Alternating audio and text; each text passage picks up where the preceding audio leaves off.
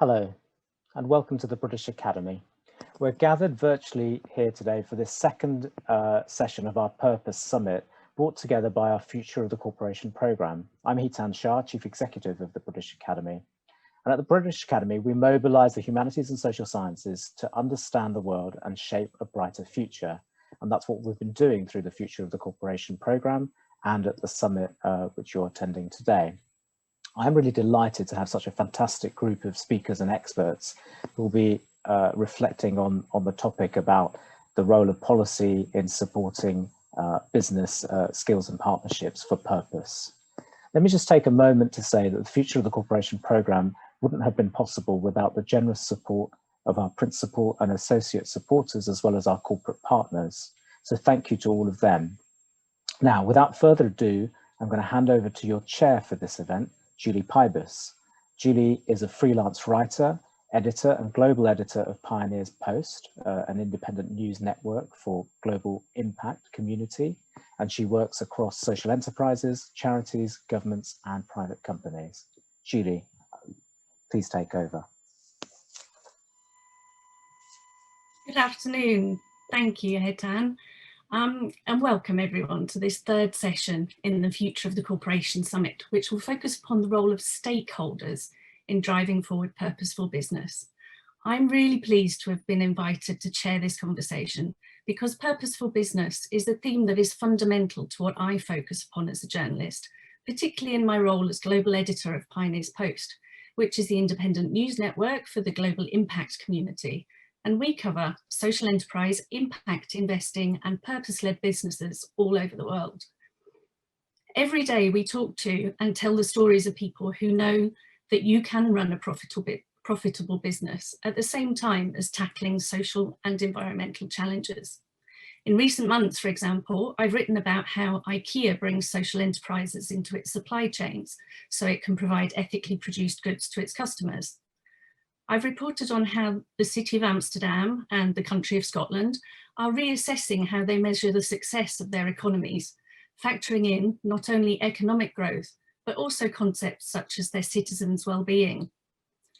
As a contrast to that, a year ago, I was lucky enough to be in Sudan, not long after its painful revolution of the previous year.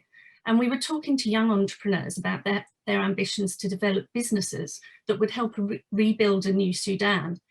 Their sense of social and cultural responsibility was fundamental to who they were as entrepreneurs. And at Pioneers Post, we've been reporting on the ups and downs of the social investment movement since the concept began to gain traction over the past 15 years or so. In September last year, there was a big moment perhaps for the movement when Sir Ronald Cohen, who is widely recognised to be one of the founders of the movement, declared that a tipping point had been reached with $1 trillion of global impact assets under management. And that's just part of the wider $40 trillion of ESG investments that are around today. And we'll talk a bit more about those different types of investments later. It's a really interesting time to be reporting on this impact movement. We've heard a lot of rhetoric over the past 15 years in my job from people declaring that the time is right now for the movement to take off, for a new understanding of the importance of purpose to be globally recognised, but we never seem to quite get there. I'm immersed in it every day, but much of the rest of the population isn't, and I'm very aware of that. But maybe the time is finally now, and I'm sure our panel here today can reflect on this, as well as offering everyone here in this virtual room some fresh insights into purposeful business, and in particular the role that stakeholders such as employees, investors and governments can take, as well as what we can learn from those who have been successfully blending profit and purpose for a long time. So what we're going to do today is I'm first going to give each speaker in turn the floor for a few minutes. And after that, there will be an opportunity for a wider discussion among us all. So today our speakers are David Blood, an investor and co-founder of Generation Investment Management, Lord Victor Adebowale, the chair of Social Enterprise UK, Natalie Campbell, Joint Chief Executive of the social enterprise Belu Water. We've got the Right Honourable Jessie Norman MP, who's Financial Secretary to the Treasury of the UK Government, and Julia Hobsbawm, Chair of the Workshift Commission at Demos. And we're keen that you as the audience participate too. So you'll see a Slido function under the live stream on this page. So please put questions there. And if you're watching from another platform, it's really important that you use the hashtag Purpose Summit to ensure that we can see it in the questions that we're seeing. And it would be really useful to me if you could indicate which of our speakers you're directing your question to. So let's begin by inviting David Blood to speak, who will give us an insight into the perspective of an investor who has sustainability at the top of their mind. So David is one of the leaders in the movement of sustainable investment. And as I've already thrown a few different words of different types of investment out there, maybe you can talk about some of the differences between impact investment, social investment, sustainable investment and ESG and that sort of thing to help everyone understand where we're focusing when we're speaking. He spent 18 years at Goldman Sachs and he's chair of Social Finance UK, which created the first social impact bond. And he's co-founder of Generation Investment Management, which, I quote, believes in the transformative power of allocating capital to businesses that deliver positive, productive change. So David, please take the floor. Thank you very much, Julie. I think you should keep going. You are off to a great start of explaining what it is that we're doing. Thank you all for having me. It's an honor to be with you this afternoon or whatever time of day it is that you're tuning in. As Julie said, I am one of the co-founders of Generation Investment Management, and I wanted to share with you two things this afternoon. The first is how Generation thinks about investing and why we do what we do. And then secondly, a bit about how to think about impact going forward and what that might mean to capital markets, both in the for-profit and the not-for-profit space. Generation itself now is, believe it or not, 17 years old. We got started in 2003, 2004. We're a pure play sustainable investment manager. We've always focused on sustainability from the very beginning. And again, I'm going to explain why here in a second. And today we manage about $30 billion in both the public and the private marketplace. We established ourselves because we felt that the markets in the early 2000s were very short-term oriented, and we felt that that was a mistake. And secondly, we believed that sustainability was a driver of current and future economies. Now, we define sustainability very broadly. We think of it almost as drivers of change. That includes the environment, it includes climate change, it includes health challenges, it includes poverty and inequality and social justice challenges, it includes migration and other economic challenges. And what we knew then and certainly know today is that these challenges are interlinked and are becoming increasingly relevant to how public policy and economies come together, and therefore by extension how businesses and capital markets professionals need to allocate capital. And our last point of view was that environmental social governance factors could be tools to help us understand the quality of business and the quality of management, or said in another way, what a company does and how a company does it. And these ideas have been turned into an investment framework where we are long-term investors. We, from the very beginning, believe that sustainability is relevant to business and therefore must be assessed when we're understanding economies and industries. And lastly, that environmental social governance factors can be tools to help us understand businesses. And this investment framework, we believe, allows us to have a more holistic understanding of companies and to ultimately, hopefully, have a better chance at delivering differentiated insight and ultimately better risk-adjusted investment results. And very importantly, we have from the very beginning believed that this framework allows us to be better investors. We've never thought that we were trading values for value. We've never thought that this was a nice to have, something you do if things are good. We've always believed that this was a superior way to deploy capital. I should also say that Generation's purpose is to promote sustainability in the capital markets. And we've discovered over the years that being both commercial and purpose-driven are extremely powerful combinations. They reinforce each other. We know that we cannot have a strong voice and we cannot be strong advocates of sustainability unless we deliver outstanding investment results. If we deliver outstanding investment results, our credibility as advocates for sustainability is much more robust. The last thing I want to share with you is how we think sustainability and risk, return, and impact will permeate in capital markets as we evolve, particularly as we come out of the challenges of the pandemic, particularly as we address the challenges of the Sustainable Development Goals and a just transition, and of course, the transition to net zero. And it really goes along the following lines. One, historically, investment professionals have been evaluated based on risk and return. And that makes sense for many reasons.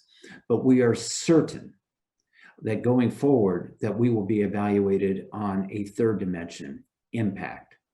We believe that all business, all investing has impact. The question is, are you measuring it? And how are you communicating it? And what we are certain of is that the continuation, particularly in for-profit markets, of ignoring externalities and just assuming them away, whether that be carbon and climate change or inequality and injustice, is not going to be tolerated in capital markets going forward. Investors, asset owners will require that investors allocate capital with impact in mind. And so while impact investing has been a critical step in the evolution, but as Sir Ronnie has said many times, and we strongly endorse and agree with him, is that impact is part of the calculation of good investing. So Julie, why don't I start there and stop there, and hopefully that was helpful in terms of eliciting some questions for folks. Absolutely. Thank you very much. I'm sure that's given people a lot to digest already. You, at the end of what you were saying there, you were starting to say that impact will become more important as we go forward. And just this morning, I received the agenda for a conference about sustainable business, which is happening in June this year. And one of the themes is mainstreaming ESG finance. So is that what you want to see happen? Is that the aim, and will it happen? Well, we believe that sustainability and ESG are mainstream at this point. When Larry Fink announced a year ago that ESG and sustainability were integral to how BlackRock thought about investing, the largest $7 trillion investment manager in the world declaring that sustainability and ESG was mainstream, we thought, well, that probably does it. When we founded our firm, that was our objective. We really wanted to see sustainability and ESG mainstream because we felt and believe that we will ultimately have a better form of capitalism, and we will have a better planet, a better and a fair and just society. And ultimately, that's what we're most keen to promote. So yes, we do believe it's mainstream. The business case is clear, and particularly as we come back from the pandemic and we think about the just transition and building back better, it will be critical that we allocate capital in ways that are much more responsible and much more long-term. Okay, thank you. And there's a question come in which kind of relates to a question I had on my list to ask you as well. So as an investor, you're one of the stakeholders in this world that we're talking about. To you, what other stakeholders are important to galvanize? Other stakeholders that you want to see play a greater role, or some that you think are doing a really good job? Well, it's actually quite an important question, Julie, because when we established our firm, we knew that government was a critical stakeholder. We knew that civil society was a critical stakeholder, that consumers were critical stakeholders, that the philanthropic sector, the not-for-profit sector were critical stakeholders, and of course, commercial capital was would be important. And what I think is becoming clear is that we need to consider how these different stakeholders interact. And it is going to be important that we're all collectively interacting to drive towards a cleaner, fairer, safe, no carbon economy. And we can't think of ourselves in isolation. We can't think of ourselves in silos, nor can we think of the challenges that we face, whether it be health challenges, pandemic, climate change challenges, or inequality and social justice challenges. These challenges are interlinked. In many ways, they're the same coin, but different sides, or I guess multiple sides of the same coin. Okay, and that point about the stakeholders working together, you did mention something about the impact measurement, that sort of thing, which is a difficult situation, isn't it, at the minute, because people are talking different languages, aren't they? Is there a solution to that? Well, it's a fair question as well, and I guess I would have two observations. The first is there are a number of important initiatives happening that are trying to bring together the notion of both reporting and impact reporting. And the impact reporting initiative that's being led by Clara Barbie here in the United Kingdom is a great example of that. The Task Force of Climate Change Disclosure, SASB, GRI, these are all initiatives that are trying to bring better coherence to disclosure. But I'd also say, don't let that complaint be a deterrent. I think it's easy sometimes to say, oh, it's all very difficult, or it's very confusing. There's different terms. That's all true.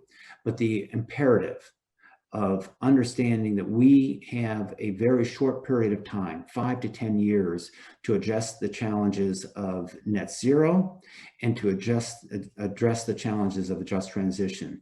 If we spend 5, 10 years trying to figure out a common agreement, I think that we will be sad. We have to be focused on action. It's clear, the business case is clear, the terminology is more or less aligned, and let's stop worrying about exactly how we define one thing or another. Let's be much more bold about the transformation actions that we need to take over the course of the next couple of years.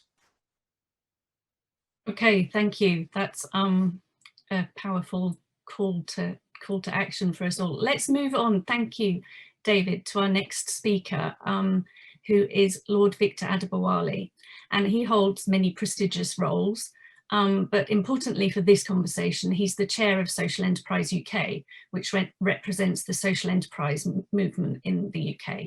He has previously been chief executive of Turning Point, which he transformed from a loss-making substance abuse charity into a £125 million a year turnover social enterprise.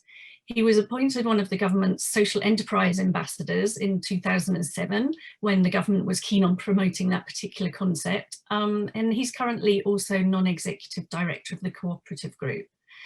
Lord Victor has said that social enterprise is the future of business, and so I invite you now, Lord Victor, to tell us why. Over to you, please.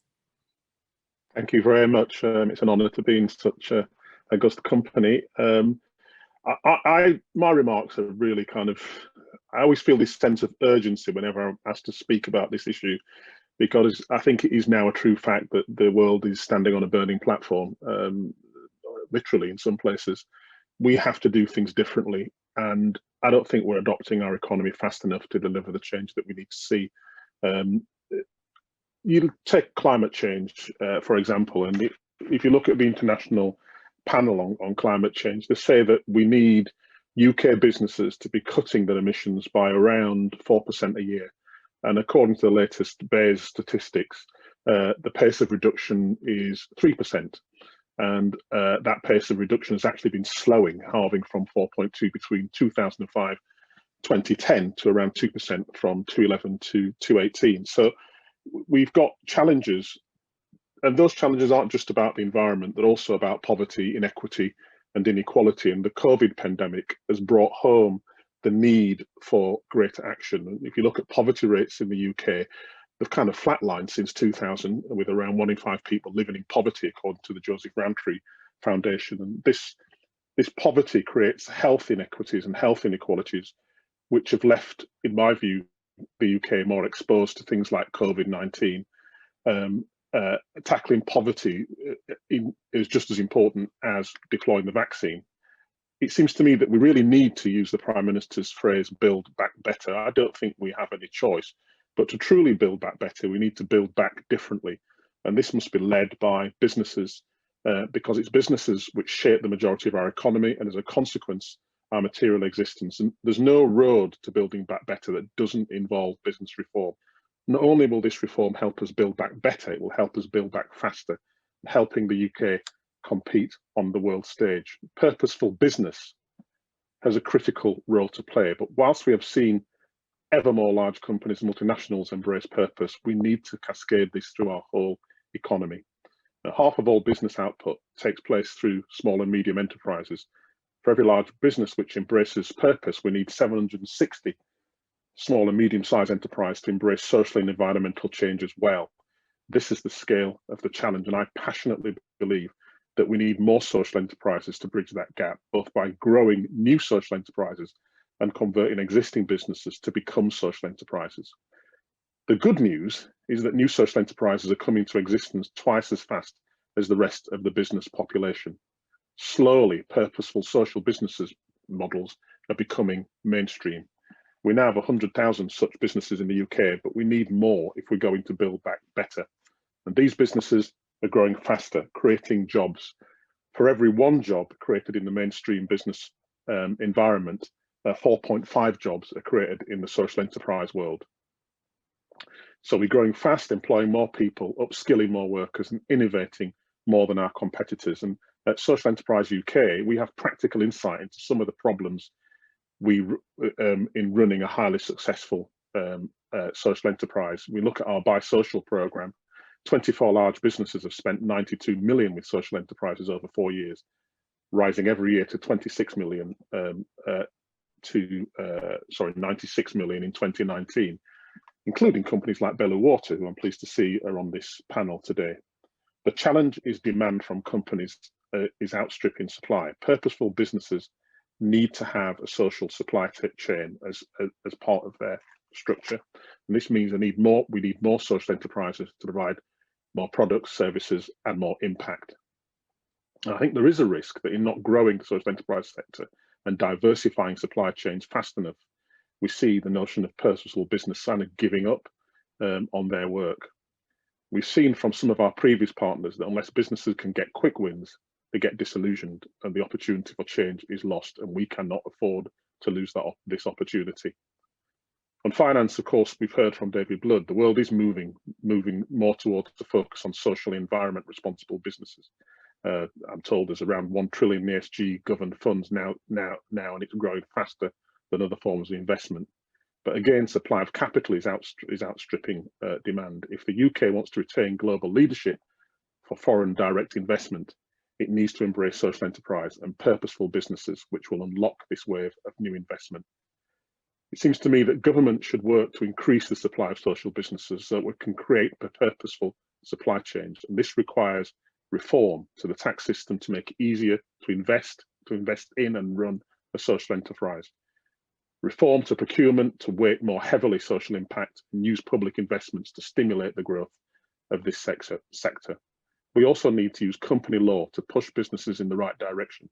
For example, reforming Section 172 of the Companies Act so that every business has to consider their social and environmental impact. This isn't about bureaucracy and red tape. Purposeful businesses are better businesses.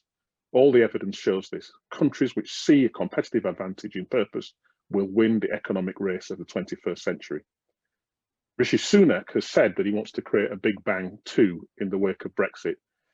Just link reforms of the 1980s. Well, if Rishi is listening, and I hope he is, social enterprises and purpose is the Big Bang for the 2020s. I believe this agenda is a huge opportunity for Britain.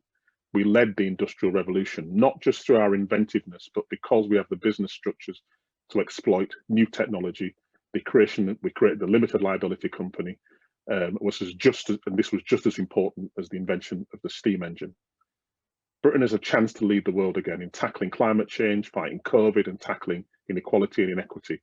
But only will we do this if we can give us a great commercial competitive advantage. It will also give us much needed moral leadership. But to do this, we need to embrace the business revolution that is taking place slowly before our eyes. If we ignore or frustrate the potential of social enterprises and purposeful businesses, we will not exploit the technological change and innovations which will shape the world. Government has a critical role to play, just as it did in the past, in creating the legal, financial, tax and procurement infrastructure to enable change to take place. At the moment, we need to do more. We're not doing enough. It's as though the UK has one arm tied behind its back. I hope that the commitment from the Prime Minister to Build Back Better means that we will finally see the government put business reform at the heart of its agenda, unleash the potential of purposeful business. Thank you. Thank you, Victor. That was, I think there are a few points there for our representative from the government to pick up in a few minutes. One quick question to you, Victor, which, if I may, put to you. I've heard you say we're standing on a burning platform a few times over the past few years. How much of that platform is left? Are things going to change this time? Is the government listening? What do you think? Well, I don't think they've got any choice but to listen. I think that we've seen the rhetoric shift, we've seen some actions, but the pace of change isn't matching the burning of the platform. That's the point. You know, if you look, most economists consider, and certainly people like Sophie Raworth, we've got 10 years. So in my lifetime, in the lifetime of every person on this panel, we are going to see change which cannot be reversed and which will affect both our lives and the lives of our children. So pace is everything. Speed is everything. We cannot afford to muck about, and I'm afraid the government will need to do more, and it can and should lead the way. Thanks, Victor. Let's turn to our next speaker, who is Natalie Campbell. She's currently co-chief executive of Belu Water, one of the UK's most well-known and successful social enterprises. She can describe better than I what they do, but it produces carbon neutral water products and gives all of its net profits to the charity Water Aid. And Natalie came to Belu with a strong track record as an award-winning social entrepreneur and the founder of a very good company. And she's also been involved in advising the government in projects such as the Mission-Led Business Review a few years ago. And yeah, as she mentioned a few minutes ago, she began at Belu just days before that pandemic lockdown in March. So perhaps she can give us some insights into how she's been rethinking the vision and mission of the business during this time. So Natalie, I invite you to take the floor and inspire us with your vision of how business can work differently. Well, thank you. And Lord Victor, I want to echo your sense of urgency. So if I start with a deep dive on Belu for a moment. Coming in on the 2nd of March, I inherited a 6 million turnover social enterprise. We ended 2020 as a 2 million turnover social enterprise. And what was very clear to me almost on day one was that whilst we were doing good and our mission, our written mission was to give Water Aid £1 million a year, and we were doing all of the right environmental things, actually from a purpose perspective, we weren't really keeping pace with the progressive movement of purpose. So the changes that I made pretty much over the summer was to institute a new purpose. So Belu's new purpose is to change the way the world sees water. And we've got a framework that is ultimately our call to action and everyone that joins us. So our framework is purpose, followed by people, then products and profit. And lots of people say, well, if profit's last, does that mean you're a charitable organization, or does that mean you don't care about profit? No, we are commercially ambitious. We intend to triple our revenue. We intend to triple our profit and the amount of money that we can support Water Aid with. But that is not at the expense of our purpose. And that narrative is really important, because when we start to think about the sorts of things that government can facilitate or other stakeholders can facilitate, our purpose is one of the things that we are baking into our governance. And when I say governance, I'm using it as a catch-all for law, for regulation, for ownership, because if it's not written down at the core of a business, there's always a reason for someone not to do it. And if I leave as co-CEO and someone else comes in, what's stopping them from going in a completely different direction? So for any business that's talking about purpose, I want to see it written down. I want to see it in your articles. And Lord Victor, to your point around section 172, actually having your intent, what you're going to consider when you're thinking about society, when you're thinking about the environment. I want that to be on paper, because it therefore dictates the way that everyone within the business operates. And so how does this come to life for Belu? When I say people as the second part of the framework, it's about our team, it's about the way we treat everyone that works for us, but equally our supply chain. So how are we driving them to think about their carbon emissions? How are we driving them to think about their use of water? How are we driving them to think about the contribution that they're making to the societies that they serve? And I say society that they serve pointedly. I do not believe that businesses are here just to create profit for shareholder value. I think it's absolutely impossible, given what we're currently experiencing during COVID, to not be able to look outside your front door and, as a business, and say, I have a responsibility and a duty to support this community that I am in whichever way possible. And so we are really, through our purpose and our purpose invitation of changing the way that the world sees water, inviting everyone within our people ecosystem to do better and to ultimately build back better. Then to our products, we've always been best in class in water. Belu was started because Reed Paget, who was the founder, couldn't fathom why we'd be sitting at a table drinking water that had been shipped in from another country, when ultimately we have perfectly fine mineral water here. We've gone one step further and said, do we even need mineral water? Could we not just have filtered water available if you were out dining? And with everything that we're doing with new products that we're launching this year, we're saying, what is best in class? What is best in class for a British business? So forget the social enterprise for a moment, forget purpose for a moment. What is best in class by way of people and planet for this product? And then lastly, to profit, it's at the end of the framework, but it's at the end because I believe that if we get our purpose right, we align all of our people and we get our products delivering in the way that they should, we will be a profitable business. And I see us as a challenger brand to any drinks business on the market. We're not in a special little corner somewhere over there. We are a brand that I expect to be famously mainstream in the next year. And our goal of changing the way the world sees water is our ambition by 2030, in line with the UN goals and the SDGs, but equally in line with WaterAid as our partner. We have a 10-year commitment to support them. And I want to be really honest, given the change in our financial circumstances, our brand promise of giving all of our net profit to WaterAid in a world where we make no profit, what does that actually mean? And so we've had a conversation with WaterAid to say there's so much more that we can do as a business that goes beyond the financial support that we give you. And this is really key for me when it comes to how businesses think about how they show up in society. And I would prefer that we didn't have blurred lines between private businesses, business, charity. Actually, what's your intent? How you make your money is probably the differentiator, but our purpose to change the way the world sees water is as charitable and as beneficial for the world and society as any charitable organization. And so we've gone on a journey to say, how can we do this together, which goes beyond giving them £1 million a year and actually brings our purpose back into the business in a way that means we have ownership over what it is that we intend to do. Where do I think stakeholders come into play? No business can do this alone.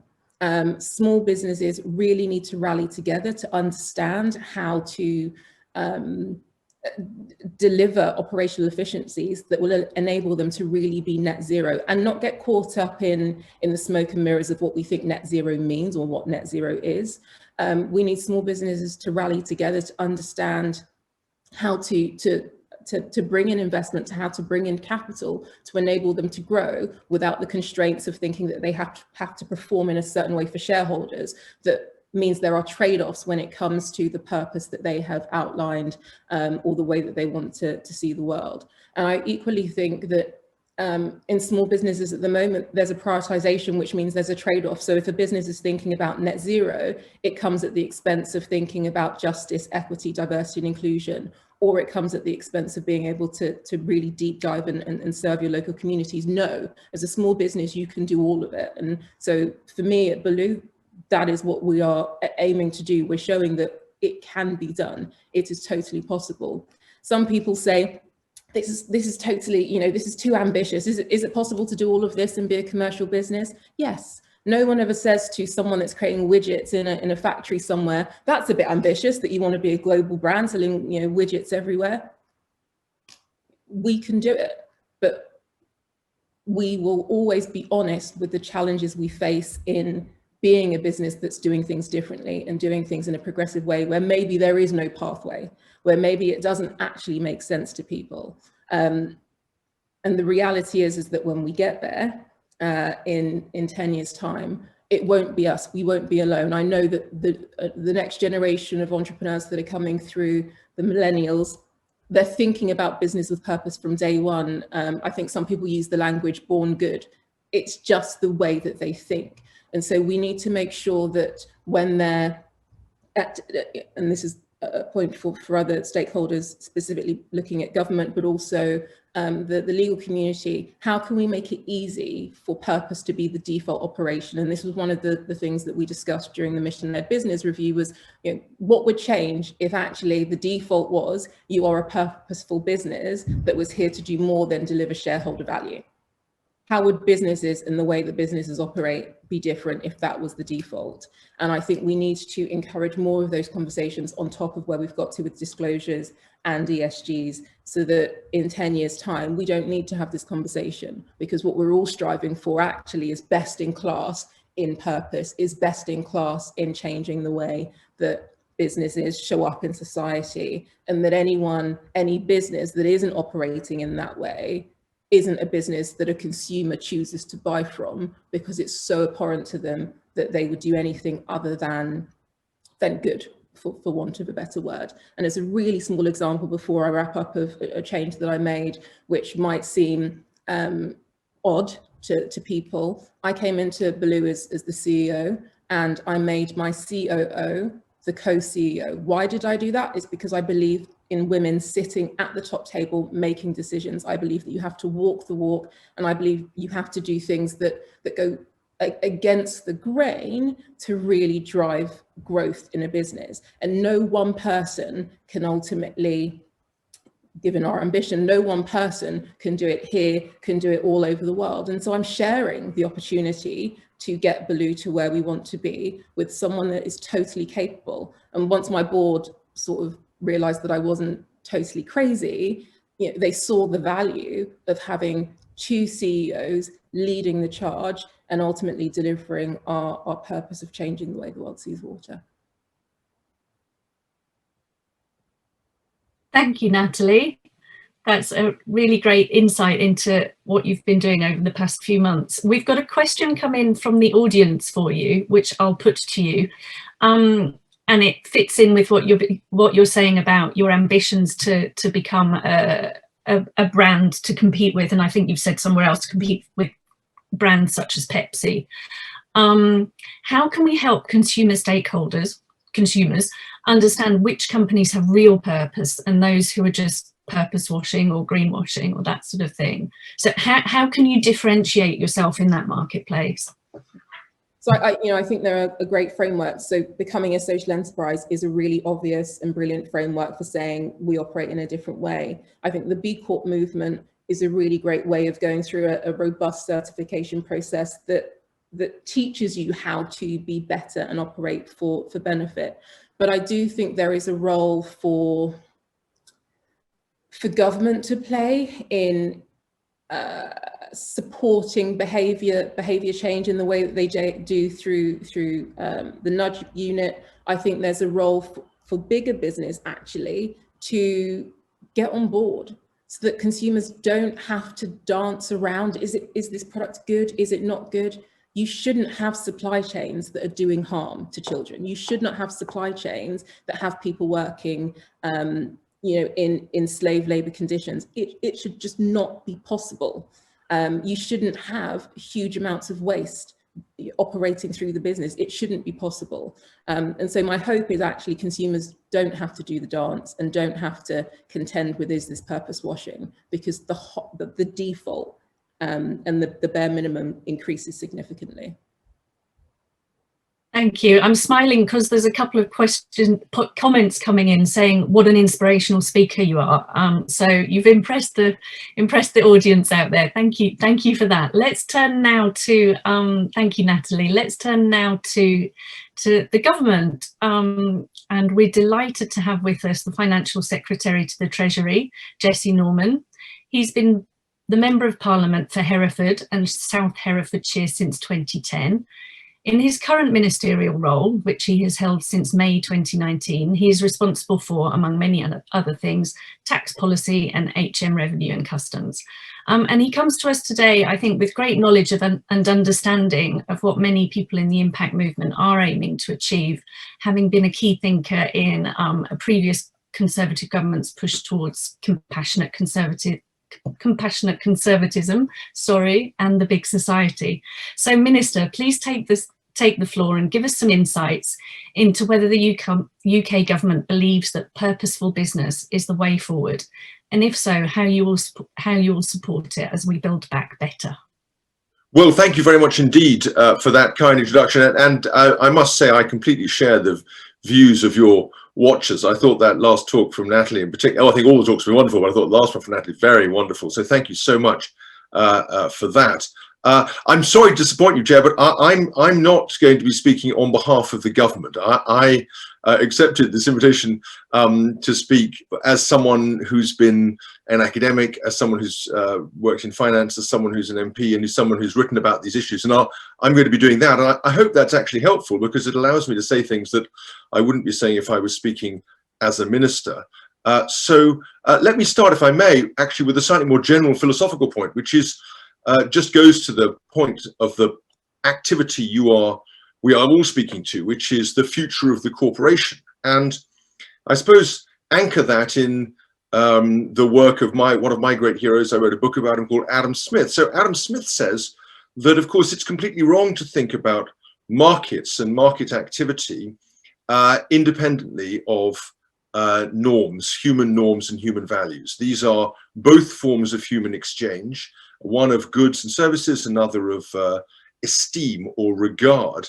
And the reason why that's important is because it shows that markets, and in due course corporates and corporate behavior, is embedded in networks of regard, of mutual esteem and of trust. And I want to come back to that when we think about the idea of social purpose in the case of the corporation. And of course, that trust relies on imagination.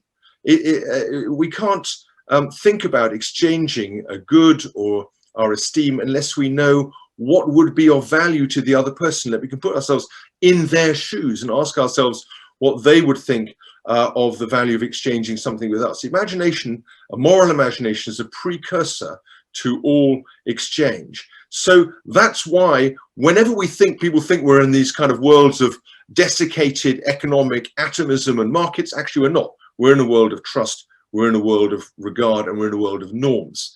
Now, in that context, the idea of purpose is really interesting. Of course, it comes back originally to the chartered companies sent out in order to do a particular thing by the monarch, might be the East India Company. And of course, those chartered companies did many very bad things. But the idea of a purpose was that they could be given a task. That was the privilege of incorporation, was in order to achieve that task. And that task was, if not, as it were, regarded as having a social good, was at least regarded as having the public good, and therefore ratified by the monarch. And so I think we have to ask ourselves the question, are we saying, if part of the purpose of the work the British Academy is doing is to ask itself about the purpose of the company and the social purpose of a company, does that mean that there could ever be some basis on which the social purpose is not discharged? And therefore, in some sense, the governing rationale from a public policy standpoint of a company has started to run out or evaporate. I think that's an important long-term question.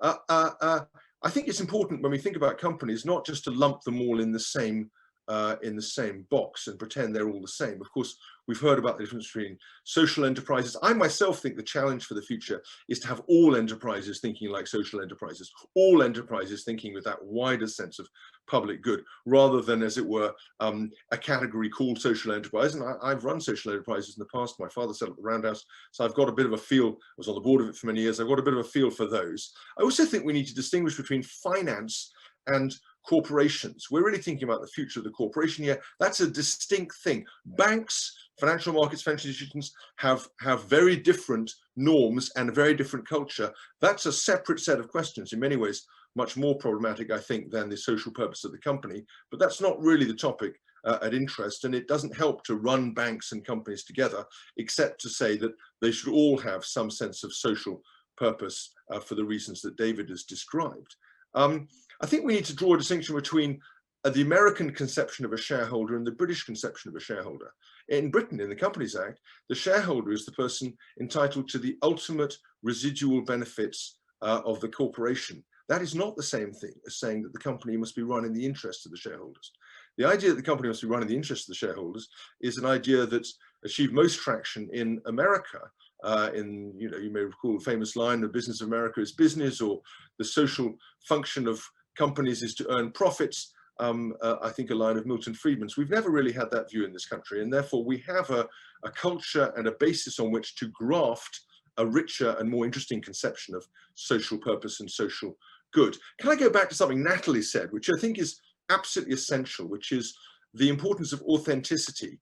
It's absolutely right that young people are born with a sense of social purpose in a way that I think their parents or grandparents possibly were not, or had to learn. And that sense of purpose is tied, or should be tied, to action, because there's no such thing as belief without action.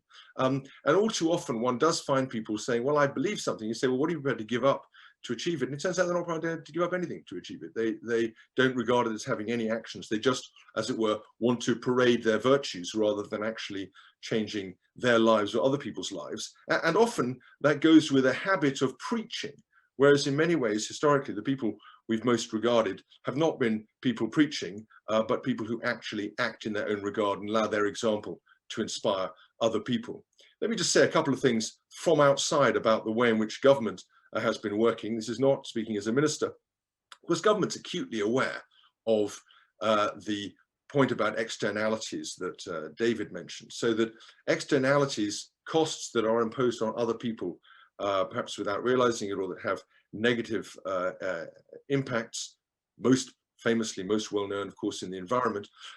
Government's very aware of those, and they can apply to companies in the way they treat stakeholders, shareholders, suppliers, clients. They can apply those externalities to competitors. Those externalities can apply to markets very much, but they can also apply to government itself. And government spent a lot of time trying to improve the way it deals with small suppliers, trying to improve its own economic, environmental impact, and the rest of it. I think the most important category of social purpose we see all around us now is the importance of green policy and sustainability. That's something that this government has taken on board in a very deep way, and you can see that in the work that it's doing on net zero, in the work that it's doing on the national infrastructure strategy. I should say that I'm responsible for that, so that's a link. The final thing I would say, though, is I do think it's important for us to be grown up about purpose.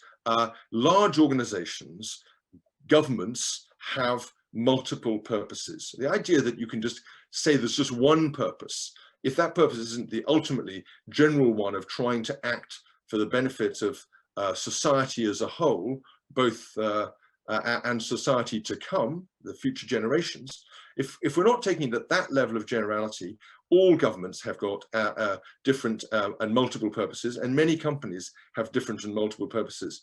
And I think it's quite important to realize that if something isn't necessarily meeting the purpose that you happen to want, it may nevertheless be hitting the purpose that someone else wants, and therefore may be of value to them. It's not necessarily a sign of inauthenticity or in some sense, a failure to live to one's aspirations or virtues. So that is I suppose, the way I would think about that. I think it poses a challenge to us all to think about what we mean by purpose and whether we are prepared to allow different multiple purposes and to have a grown-up conversation about them. And then finally, I'd say this: I do think Adam Smith has a kind of lesson for us as regards purpose, because as we get into a more interconnected world, the joining up between belief and action is going to get closer and closer, because the world is more transparent, and therefore people are going to ask, are those investors behaving in the way that they actually profess? Are they disinvesting from companies that do not meet their goals? Are they rewarding people in a kind of fair and equal way that you might expect a company with a social purpose to have? Are they paying good wages for good work? Are they looking after the different stakeholders they have? I think those questions are going to become more stark. And this Smithian idea that we form our moral virtues and our values by the way we treat others and are seen by them to have treated them and see others treat us, and that what powers that is a desire not just to love others, but to be lovely in their eyes. I think that if we tie it to a sense of true, authentic action, could be a very, very powerful, important force for long-term social change.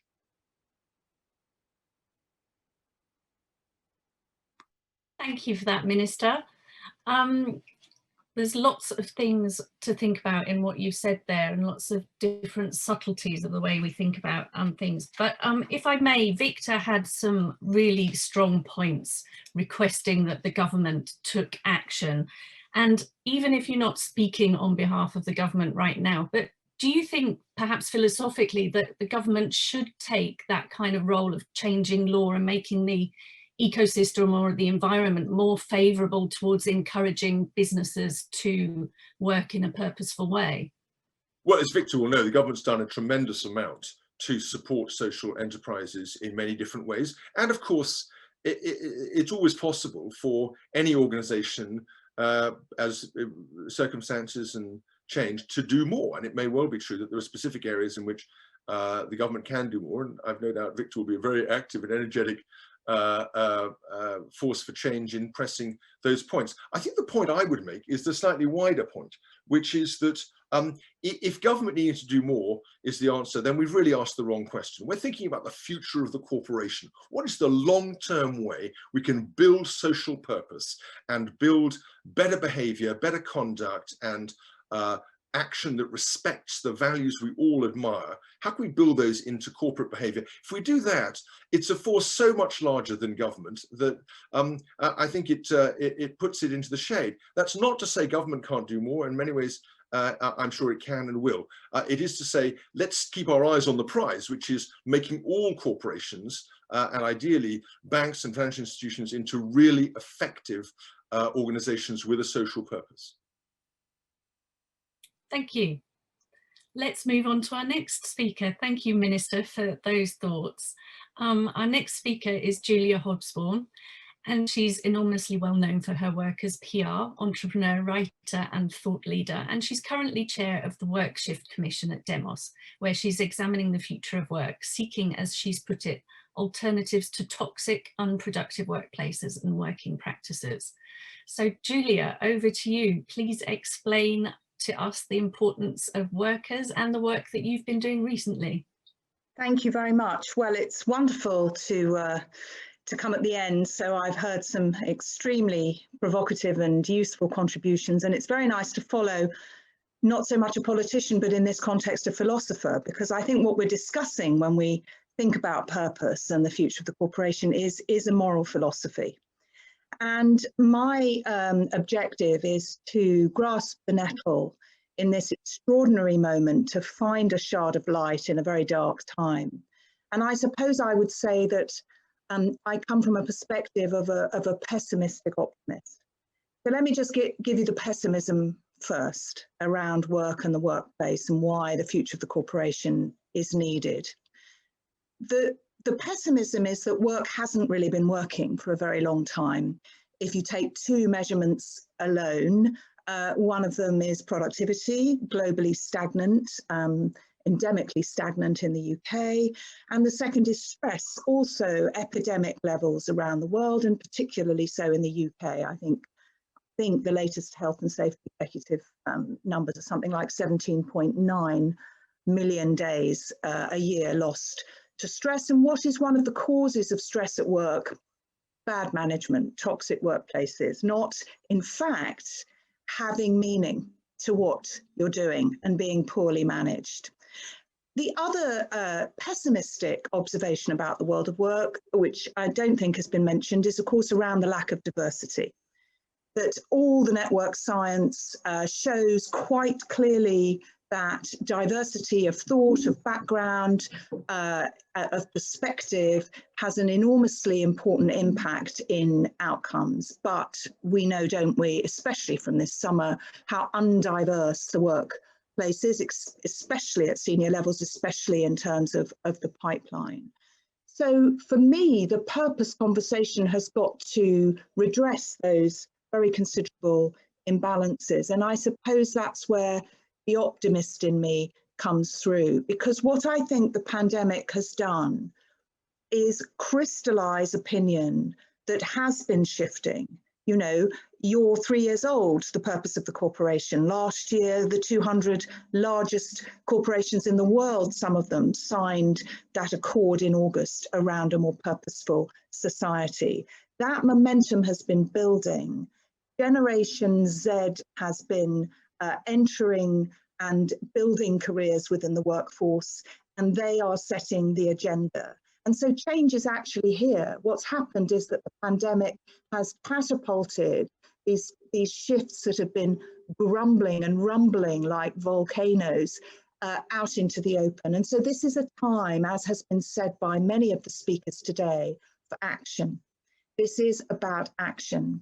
And for me, the purpose agenda in action is around something I call social health. We are, of course, in a health crisis, but we are in a crisis of connection. We're in a crisis where the workplace has actually excessively outsourced itself to technology. I'm not anti-technology by any means, and clearly one of the greatest threats pre-pandemic has been automation and its impact on jobs. But actually, the social cohesion of workers in a workplace that happens person to person, face to face, voice to voice, has, I'm afraid, been largely forgotten. And that, I think, is why people's sense of connection and meaning at work has been lost. And so the optimist in me says that this is a moment to reconnect to the social beings that we are in the work and the workplace. And I particularly think that we're going to benefit from, in fact, not working as fixedly from a siloed workplace in a 9-to-5 era as we've done before. Again, the pandemic has lifted that lid off.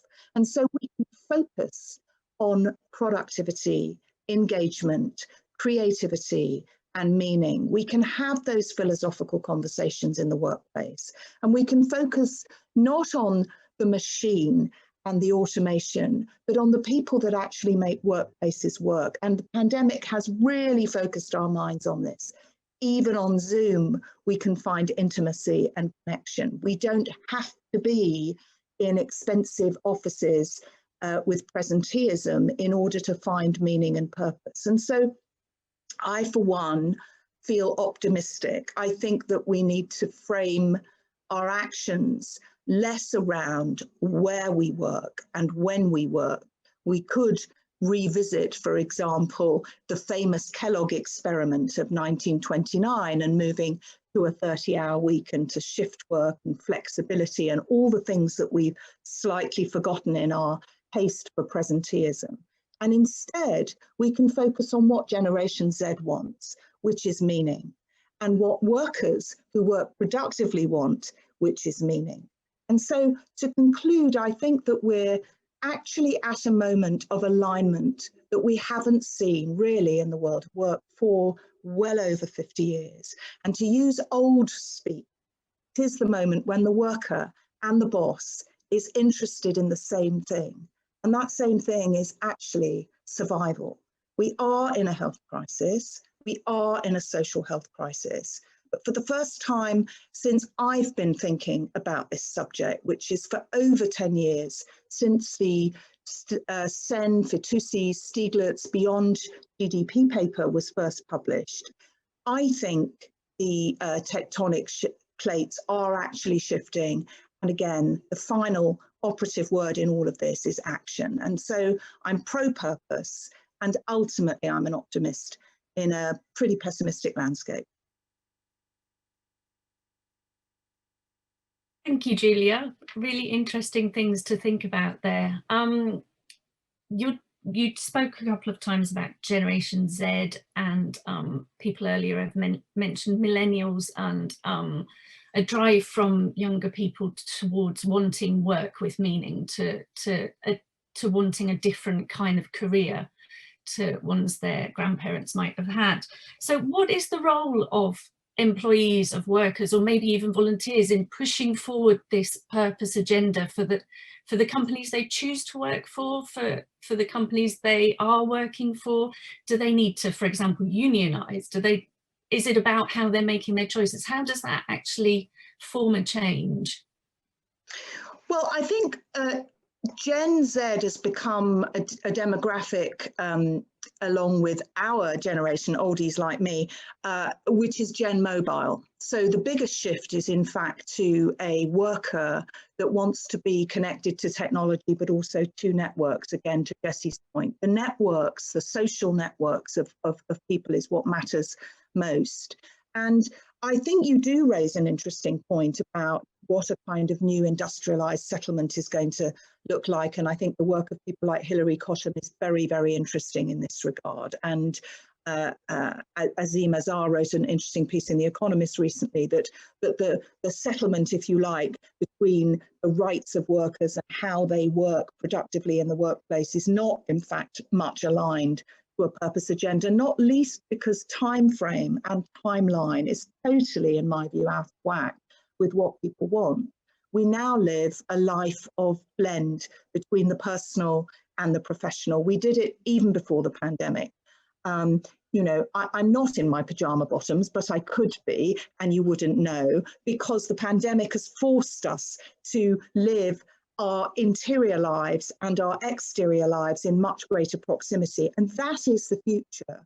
And so you can't design workplaces of the future that are about putting all of that aside and clocking in order to work until you clock off again. We're going to have really different strategies, not just for Generation Z, but for those of us in the multi-generational workplace. And again, that's exciting.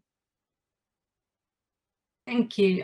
We've had a comment come in from the audience saying, yes, social health is an excellent overarching purpose that all organisations should be required to deliver on and be measured and rewarded on, or not. So you struck a chord with someone there. I just want to ask one more quick thing to you, Julia, if I may. That's something I was thinking about earlier. And we talk about the younger people in particular wanting to work for businesses that meet their values, and them sort of having this choice. But the reality is that post-pandemic, we've got a lot of young people who've had their education interrupted, and they're embarking on an adult life in a world where there's unemployment, and they actually don't have many job choices or career choices. So is this not going to encourage more unscrupulous businesses to continue in the same way as before and exploit those young people? Or is there a way we can catch hold of those young people and bring them in? Well, I'd just like to come back to the point about diversity and the as yet not completely utilised data that is available on the way networks and diverse networks work in flourishing, productive workplaces.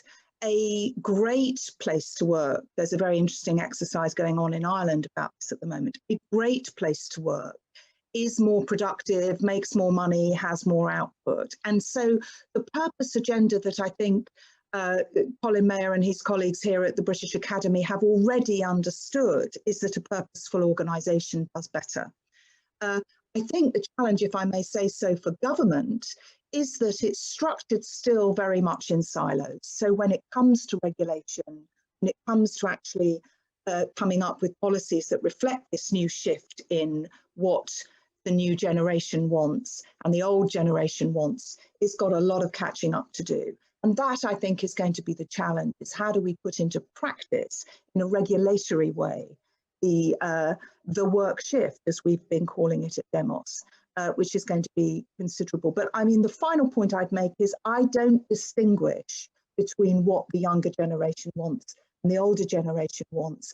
I think we're going to be looking at an era of personalization and customization, and what everybody wants in their work is to feel valued and to have value. Almost nobody, whether they're a shelf stacker or whatever they do, wants to not feel they're part of something, because the human being is united by being social.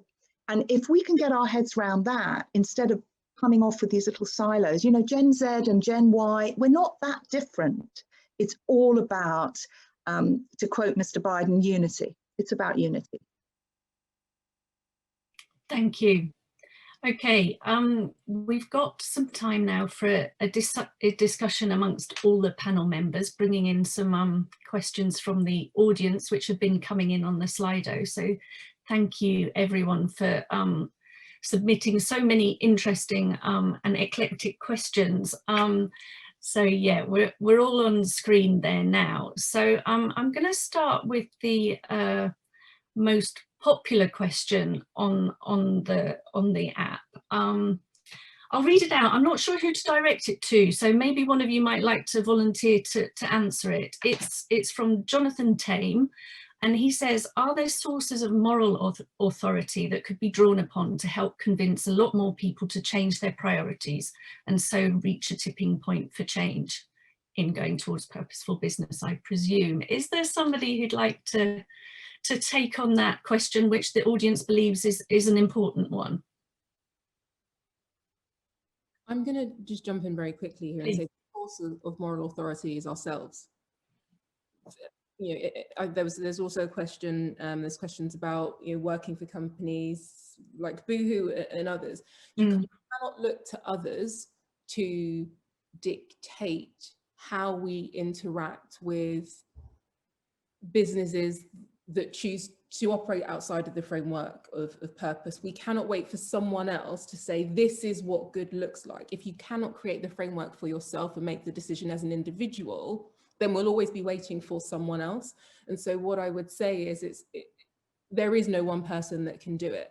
But to Julia's point, that collective movement and the collective understanding of what better looks like for all of us, I think as we get to that tipping point, we will start to see shift and change. But I really don't think that that you can say it's these 10 people or actors or moments or even policies or frameworks. It starts with the individual. Okay, would anyone else like to come in on the question of moral authority there? Well, it is interesting. It is interesting, isn't it? And I guess Jessie, as a philosopher, probably could answer the question more directly than me. But throughout history, there have been leaders in providing moral authority. I mean, Nelson Mandela, for instance, being one. It could be argued we'd still have slaves in this country if it wasn't for moral leadership. In fact, the first country to end slavery was Denmark. But the point I'm making is that, you know, there is a role for leadership in this, and there is a role for political leadership in this. And actually, ultimately, the driver of moral authority will be circumstance. You know, it is not a dream or it's not happening somewhere else. It's happening right here on planet Earth. We've got 10 years. Now, if that doesn't shift your moral compass, I don't know what does. Yeah. Absolutely. Jessie, you were invited to contribute to that. Would you like to? Sure, yeah. I mean, I think it's an incredibly interesting question. And of course, you know, in a world which is disenchanted and lacks, or at least in the UK, we have an established church that very few people actually now attend or affiliate to. In fact, no one can attend because the churches are closed. But the I think the question of where our values comes from becomes more pressing than ever. And the fact that we often have in social media, you know, a very, very lively debate determined to pull down anyone who might be erected as a potential icon, and a media which is often keen to do the same thing in part so that it can build them up and sell more media in future, it doesn't help. I tend to follow the view that I think was emerging from what Natalie was saying, which is that, you know, we're all agents in our own lives, and if you have great responsibility and great power, then as the line goes, those things go together, and therefore your responsibility to set an example goes up, and the gap between your professional or public life and your personal life reduces. And so, but I don't think we should be allowing that thought to emancipate or prevent us, every one of us as an agent, from being responsible for our own lives and our own positive impact on others. Absolutely, thank you. Let's move on to another question. There's a question come in from John Edwards, and he's directed it at Victor, but I think lots of you will have a thought on it. Is there a danger in framing social enterprise as a sort of isolated sector on its own? And Jessie, Norman, you said you would like to see more enterprises, or all enterprises, thinking like social enterprise. And at Pioneers Post, we often say that social enterprise is a verb, not a noun. It's not a sort of type of organization, but it's your attitude and how you look at your business and the way you do it. So yeah, what are your thoughts on that? Perhaps we should start with Victor. If you're saying that all businesses should be social enterprises, I'm not going to disagree with that. And me and Jess have common cause on that matter. Are all businesses social enterprises? No, obviously not. The social enterprises have a specific model, the triple bottom line, the social value, the environmental positivity, and of course the making of profit that make them social enterprise, and they've come together to pursue that movement. But the point is, in this country, 2 million people are employed by social enterprises, and in fact the collective efforts of social enterprises produce tax revenue, which is of interest to Jessie, which is greater than that of many of the largest companies in the world. Indeed, we contribute more tax than Google, Apple and Facebook put together in this country, and the top 11 organizations in this country in terms of delivering tax are social enterprises.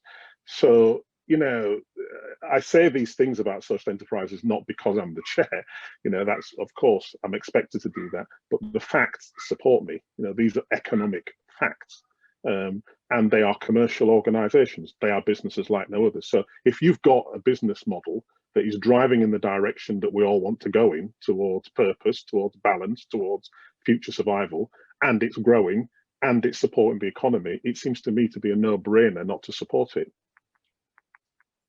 Okay, David, I wonder if you have a perspective on this question from an investor point of view. Well, I guess I'm increasingly of the view that the very best businesses, all businesses, are social enterprises, because all businesses have impact and we have to measure that impact. And we talked about the importance of recognizing externalities and the importance of embracing that you have impact and seeking to reflect on that impact. And to an earlier question, I guess I would say that we have the business case for sustainable businesses, the business case for social enterprises, social entrepreneurship is clear. There's no question about that.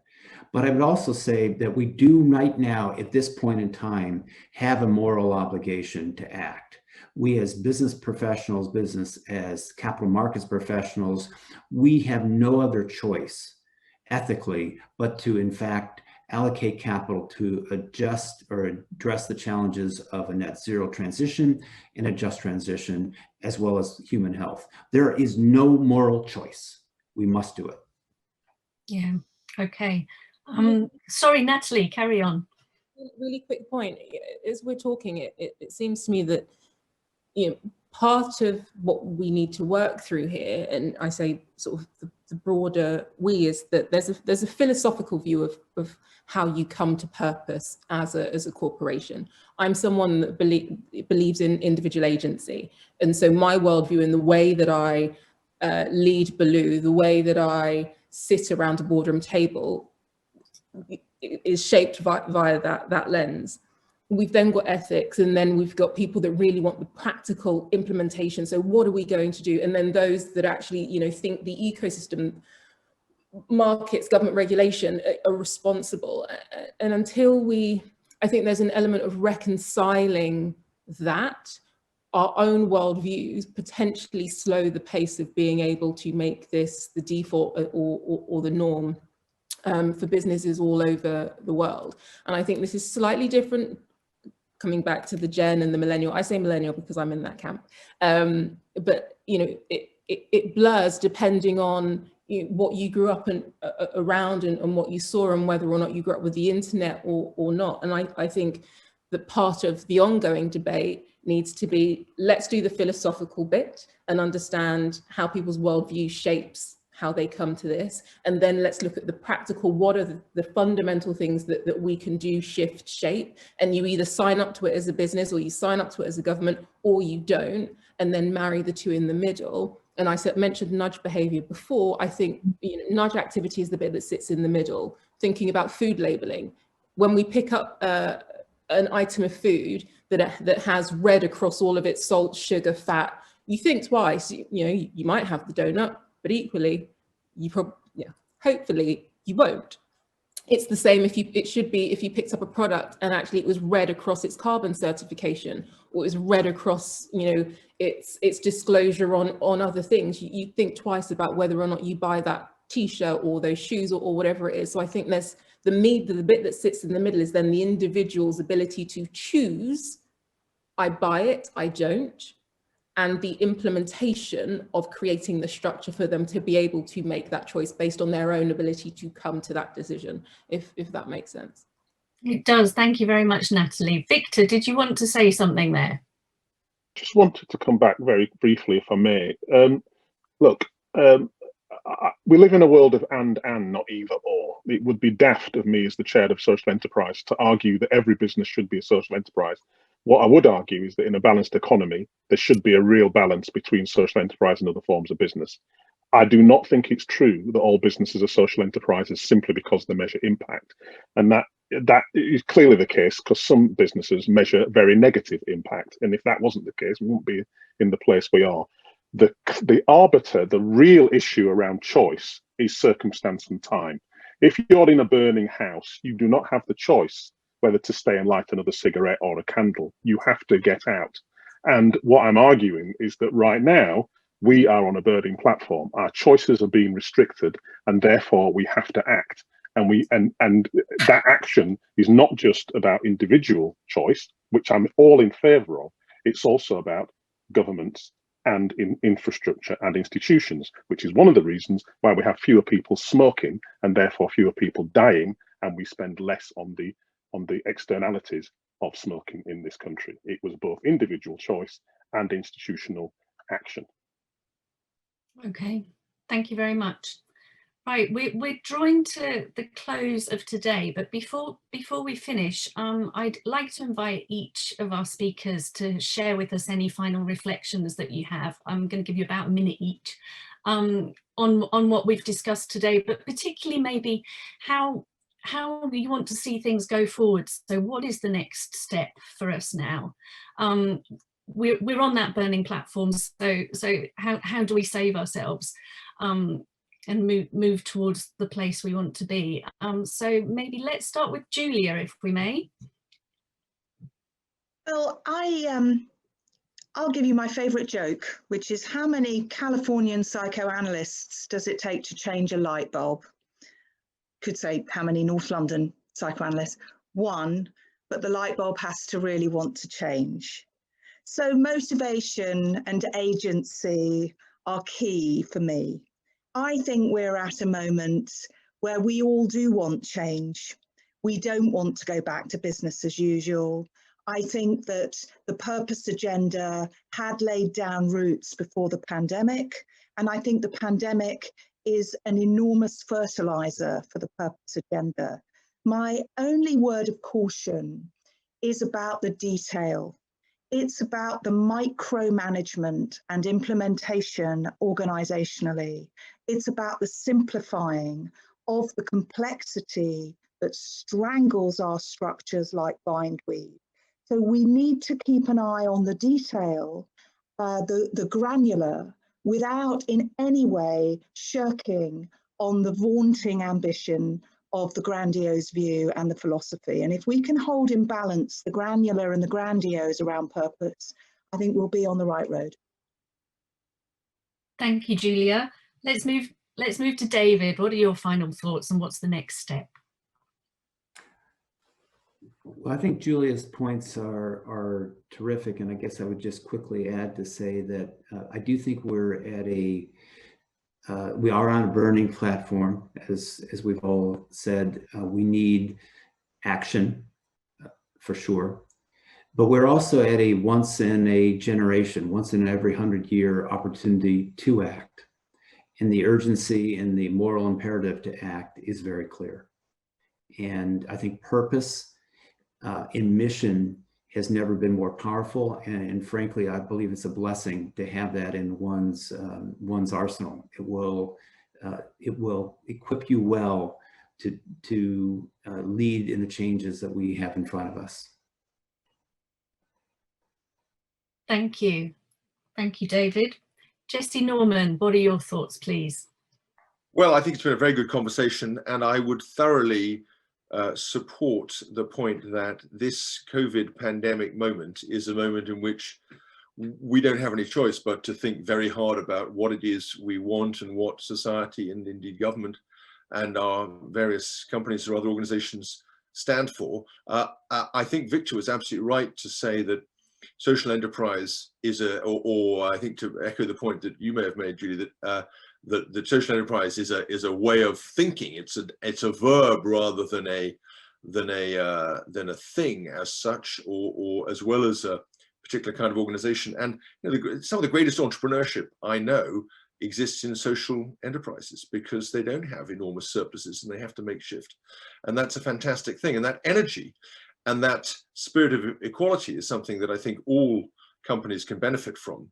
When it comes to government, I think the point that was made about the connection between belief and action and the importance of being nuanced about priorities comes out. We're just, at the end of the year, we launched a national infrastructure strategy for the first time, £600 billion worth of investment. 300 of that comes from the public sector, i.e. funded by taxpayers. 300 billion pounds of that comes from the private sector. So those two operating in balance with each other and with two fundamental goals. One is greening our economy and creating a net zero sustainable society. And the second is leveling up in order to tackle issues of inequality and to support parts of the country that have not yet seen the full benefits of economic development. Now, those are both fantastic things. I wouldn't want to choose, as it were, as to which was the priority in the short or the long term, although of course I recognize the ecological situation we find ourselves in. I think that just shows that the wider feelings that have been expressed here are shared within government, and I think we'll continue to see a lot of energy and activity in that area. Thank you. Interesting to note that the wider feelings are shared within government, so we'll bear that in mind. Victor, let's come to you, please. Okay, well, it's very nice to have a social enterprise as noted as a verb, but it's in the world of and it's both a thing and a verb, and that's important. I think there are three things we need. First of all, I think the future of the corporation needs to produce some execution movers. I think the time for talking is kind of dwindling and we need to act, and I think the future of the corporation is a really important instigator of action, as it should be. I think we need clarity of leadership from governments, not just this government, and we need to be reminded that the time for action is now, and that we all need to make the right choices. But that is always helped if those in power and those that own the means of production or are given permission to own the means of production act first, act as well. So I think with those three things, we might have a chance, but indeed the planet might have a chance. Thank you, Victor. And so to Natalie Campbell, would you like to give us your final thoughts, please? Yeah, it builds on what Victor was saying. So as co-CEO of Belu, we're just going to act. We're going to model the behaviours that we think corporations, businesses should display, and we're going to open source it. So we'll tell you what we're doing well, we'll tell you where there's room for development, we'll be honest and transparent with what we're doing with our money, and we'll prove that it can be done. And we will do it with commercial intent, but we will also do it for the betterment of people and planet. And we will always advocate that businesses should be a positive actor within society. And so that's the most that we can do, just show that it can be done. Thank you. Time for talking is over. It's time for action. Yeah, I think we're agreed with that. So thank you. It's time to draw these discussions to a close. So I'd like to offer my thanks to each of our speakers for taking the time to share their thoughts with us. Thank you to David Blood, to Victor Adebowale, Natalie Campbell, Jessie Norman and Julia Hobsbawm. So we're now going to hand over to Professor Colin Mayer, who leads the British Academy's Future of the Corporation programme, to share with us his thoughts on today's conversation, as well as revealing the next steps in the programme. See what action you're going to take at the British Academy. So over to you, Professor. Thank you. Well, first of all, thank you very much indeed, Julie, for having chaired that panel so tremendously effectively. The purpose of this summit was to learn how the principles that the Future of the Corporation programme has set out for promoting purposeful businesses that produce profitable solutions to the problems we face as customers, societies and the natural world can be turned into specific corporate practices and public policy proposals. Over the 3 sessions of this summit, we've heard why government leadership is required to promote purposeful business, how government can do this through law, regulation and standards, and in this final session, how they can support business to become purposeful through partnerships and skills. Over the 3 sessions, we've had a powerful reminder of the urgency of this. This is, as has been said, an emergency, not just in relation to climate change, but first of all, nature more generally, as Partha Dasgupta has recently described, in relation to society, our political systems, and us as individuals. 3 parties have been highlighted over the 3 sessions as being vital to address this. First and foremost stands government, and the power of government to effect change was stressed.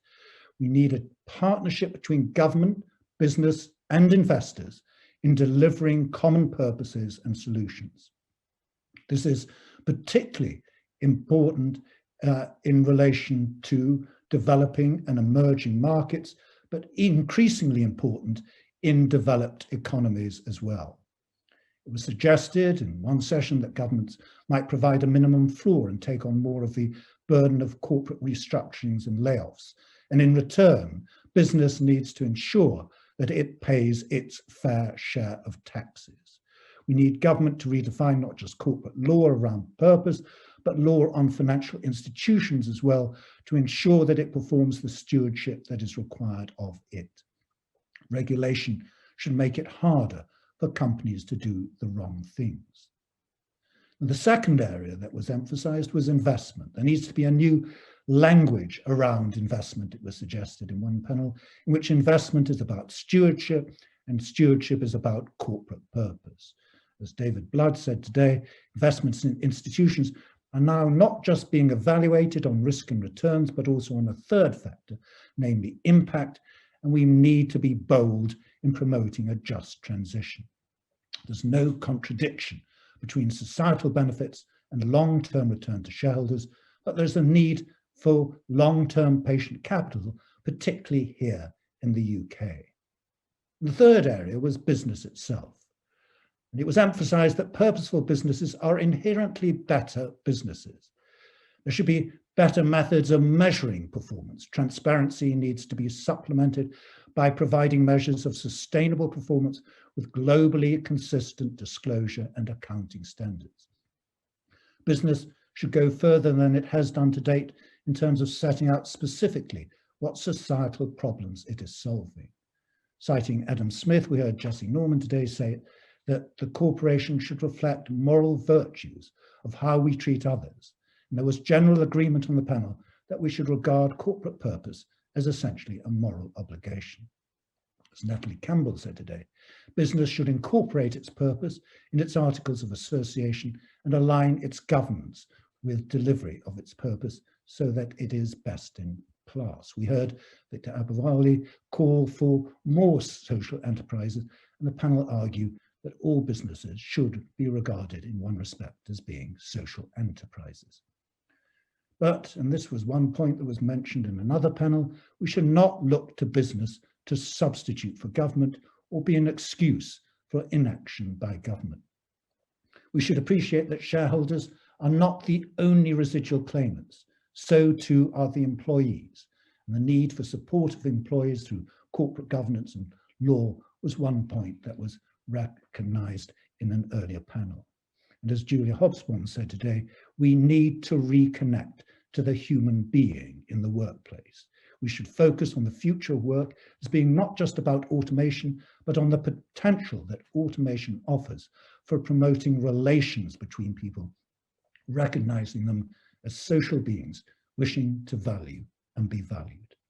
Together, government, institutional investors, and purposeful businesses can bring about the change that our economies and societies so desperately require. This has been a brilliant conclusion to the summit. Today's speakers have left us with a powerful and important set of recommendations, and I'm extremely grateful to them and our chair, Julie, for having stimulated such a valuable discussion. Over the coming months, we will be developing these ideas into a third and final report of the Future of the Corporation programme, which will be presented at the last summit of the programme in September of this year. We hope that you will be able to participate in that. And in the meanwhile, I'd like to thank you for your participation in this summit and to thank our principal sponsors, the Mercy Foundation and the Society for the Advancement of Management Studies, and all our other corporate and associate sponsors for their generous support of this programme. Thank you very much, and goodbye.